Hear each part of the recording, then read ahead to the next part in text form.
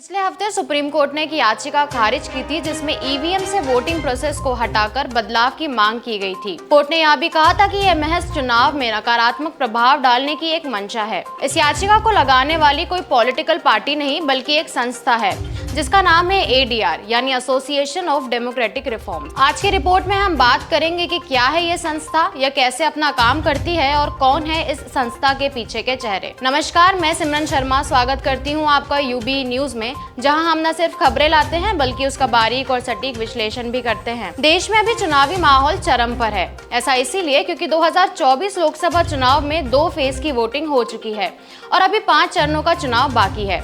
हालांकि इसी चुनावी घमासान के बीच ईवीएम और वीवीपैट को लेकर याचिका पर सुप्रीम कोर्ट में सुनवाई हुई, जिसमें सर्वोच्च अदालत ने इलेक्ट्रॉनिक वोटिंग मशीन यानी कि ईवीएम में विश्वास जताया। कोर्ट ने शुक्रवार को वीवीपैट से हर वोट के वेरिफिकेशन की मांग को लेकर दायर अर्जियों को खारिज कर दिया। इसके साथ ही अदालत ने याचिकाकर्ता एसोसिएशन फॉर डेमोक्रेटिक रिफॉर्म्स यानी कि एडीआर पर गंभीर सवाल उठाए। कोर्ट ने कहा कि निहित स्वार्थी समूह ने ईवीएम को बदनाम करने और चुनावी प्रक्रिया पर नकारात्मक प्रभाव डालने का प्रयास किया है। जस्टिस दीपांकर दत्ता ने ईवीएम वीवीपैट पर फैसले के दौरान कहा कि हाल के वर्षों में कुछ निहित स्वार्थी समूह की ओर से एक प्रवृत्ति तेजी से विकसित हो रही, जो राष्ट्र की उपलब्धियों को कम करने की कोशिश कर रही है।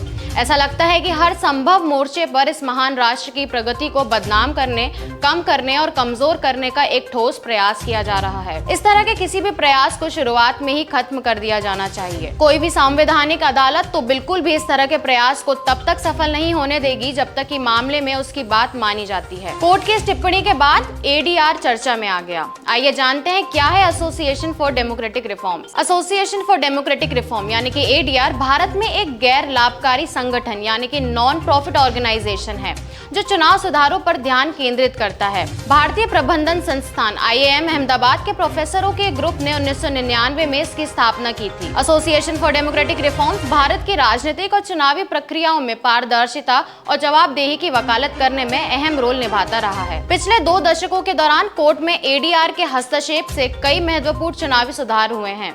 अक्सर कोर्ट और कुछ अवसरों पर चुनाव आयोग ने इन सुधारों की वकालत की है, तब भी जब सरकार ने बदलावों का विरोध किया। साल 2000 से 2001 में एडीआर ने दिल्ली हाई कोर्ट में एक जनहित याचिका यानी कि पीआईएल दायर की। इसमें चुनाव लड़ने वाले उम्मीदवारों की ओर से आपराधिक, वित्तीय और शैक्षिक बैकग्राउंड की जानकारी का खुलासा करने की मांग की गई। साल 2002 में सुप्रीम कोर्ट ने एडीआर की जनहित याचिका के जवाब में ऐतिहासिक निर्णय दिया। इसमें कोर्ट ने कहा कि चुनाव लड़ने वाले सभी उम्मीदवारों को एक चुनाव आयोग के साथ एक हलफनामा दायर करने अपनी आपराधिक, वित्तीय और शैक्षिक पृष्ठभूमि का खुलासा करना होगा। चुनावी प्रक्रिया में खुलासे और पारदर्शिता के दायरे को बढ़ाने के लिए एडीआर ने विभिन्न कानूनी लड़ाइयों में हिस्सा लेना जारी रखा। कई चुनाव सुधारों में इसका योगदान रहा।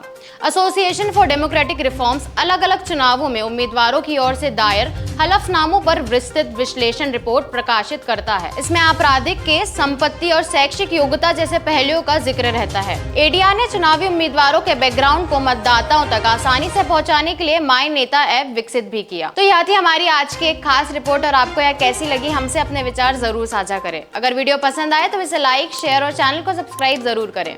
यूबी न्यूज आपके लिए लाता रहेगा देश विदेश से जुड़ी ऐसी और खबरें। तब तक के लिए धन्यवाद।